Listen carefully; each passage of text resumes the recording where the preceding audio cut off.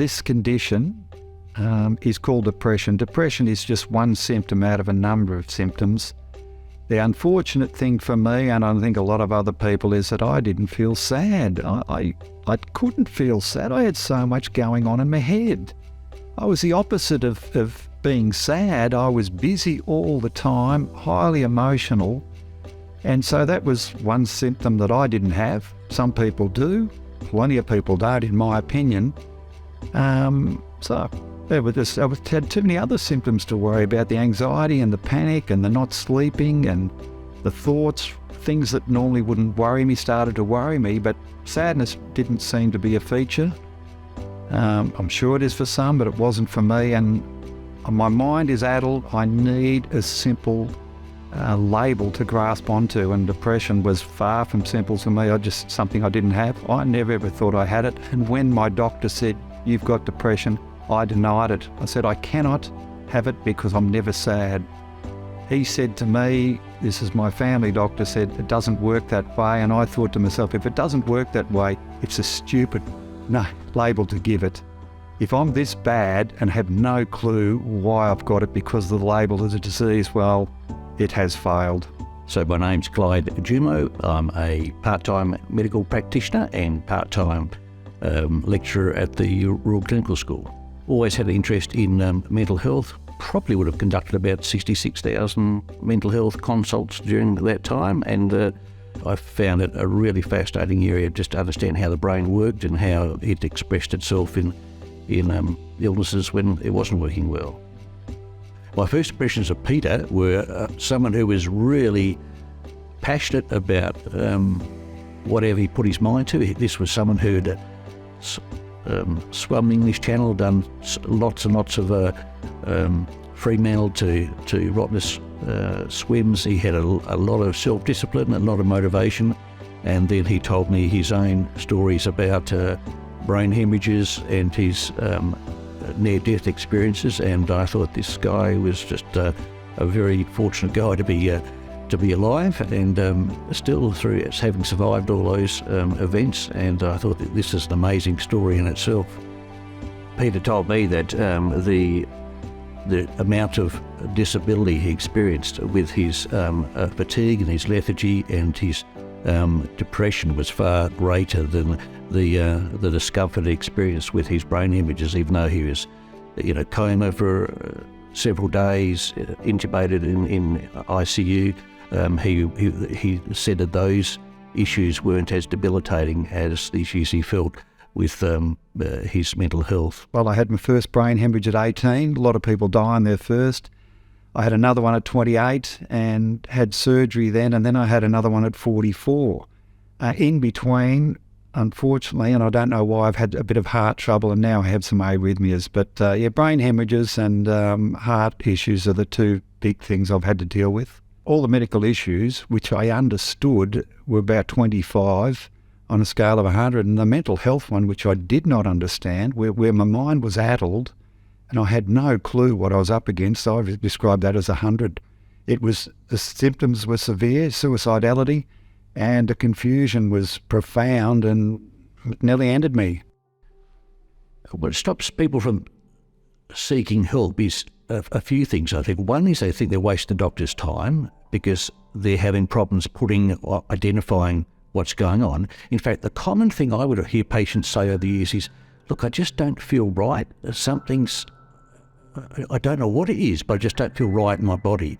And if you do all the blood tests and they come back as normal, then they feel more concerned that, look, you're telling me my body's all normal, but I just don't feel right. It's not. I haven't got the mojo that I had before, and that was the big factor that confused them. And if the doctor just left at that and said, well, look, I can't find, perhaps you've had a virus that's given rise to you being run down, and that's the cause, and the patients often felt dismissed and felt like, it was implying that their illness was imaginary.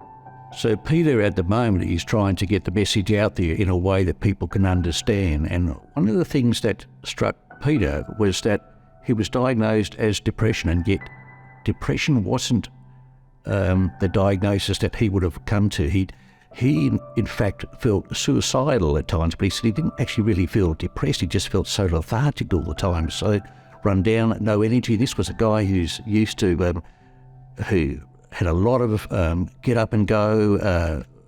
Nothing was too much for him. He had an incredible drive, and to find that there was nothing left with his drive, to find that he was too tired to be able to do things that he would normally enjoy, he thought, well, if this is what life's all about, what's the point of living? As I say, I had 2 terrible months, that 6-month period. September, October they were, and September is Father's Day, so we went to a beautiful park and the tulips were out and everything else, and I had a photo taken. I'm sitting in the chair and it's an idyllic looking place. It's an idyllic time for Father's Day, and I've got my 2 daughters. And I remember looking at the photo and at the time saying, well, everything seems to be right here, but I'm on my knees. Why do I feel like this? I'm just trying to relax. I'm just trying to enjoy the moment, and I can't do it. So I've got that photo, and I just remember back and the confusion, the way I felt, and the fact that I should have been happy but wasn't, were completely confusing and dispiriting. That it didn't make any sense to me, and that becomes dangerous when you cannot work it out. You cannot work out how to be happy. You cannot work out why you aren't happy. The symptoms that I had, anxiety, firstly, everybody knows what anxiety is, but when you have this, the anxiety level is very high, and it's inappropriate anxiety. It's often doing things that you know you can do, but all of a sudden become difficult. Then I started to get exhausted, and the exhaustion was terrible, but I certainly wasn't depressed. I was anxious and an insomniac, and I just felt I've just got to try harder. I think the only reason people contemplate suicide, which is what I'd started to do in the last 2 months, is because of pain.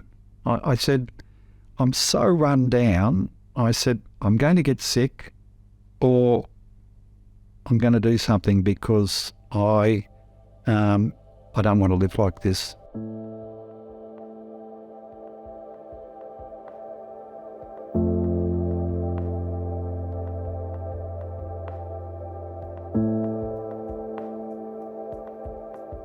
Probably the fortunate thing was that I got a physical issue, which was a rash. It was a stress-related rash.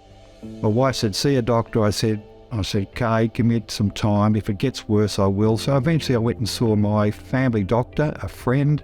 I went in and asked him about the rash, and he explained it was stress-related, which didn't surprise me. And then I debated, will I, won't I, will I, won't I, will I, won't I. Here's a doctor, a guy I knew, a friend of mine for 15 years, and I debated, and eventually I started to tell him some of my symptoms. I said, I'm not going very well, and I'll never forget him nodding his head. And as he nodded his head, I said, he knows what I'm saying. I mean, maybe I'm not the only person out of 6 billion on the planet at the time that's got this condition. He seems to know what I'm talking about. Eventually, with him nodding his head, I finished, and then he explained. He said, you've got depression. I said, I haven't got depression because I'm never sad. He said, it doesn't work that way.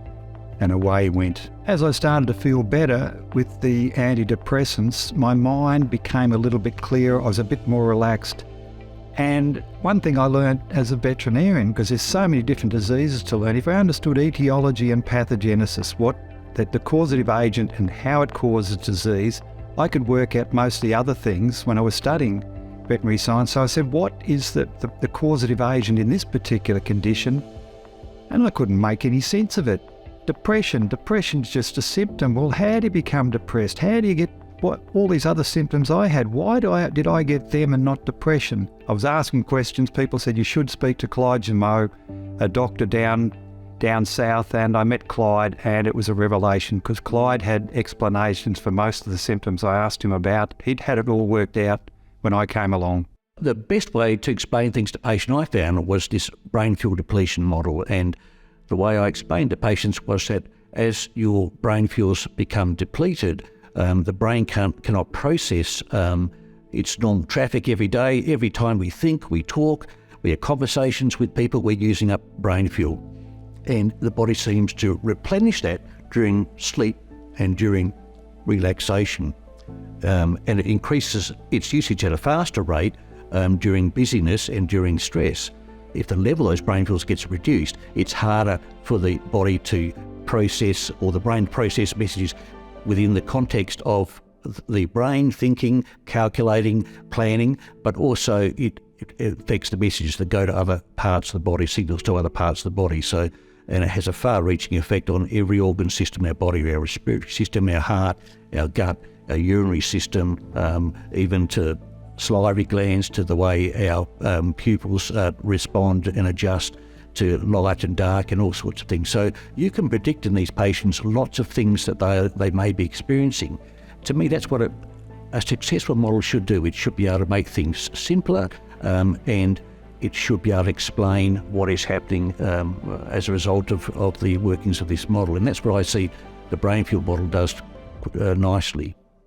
Once I found out what was wrong with me, but also that the problem was so common, I said, well, I don't want anybody to suffer for 5 minutes like I suffered for 6 months. So if I can do something about it, and I couldn't find anything like the model that Clyde described, so I said, well, my opportunity here is to be the person that writes it down, and I'm not sure how many people will relate exactly to what I'm saying, but I think it's worth giving it a try. If it's 10% or 30% or it's more, it's worth it, so long as there's some people out there who relate to it, and some do, which is a benefit. Every now and again somebody says thank you.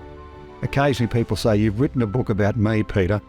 And I say, well, at least I'm on the right track for some people.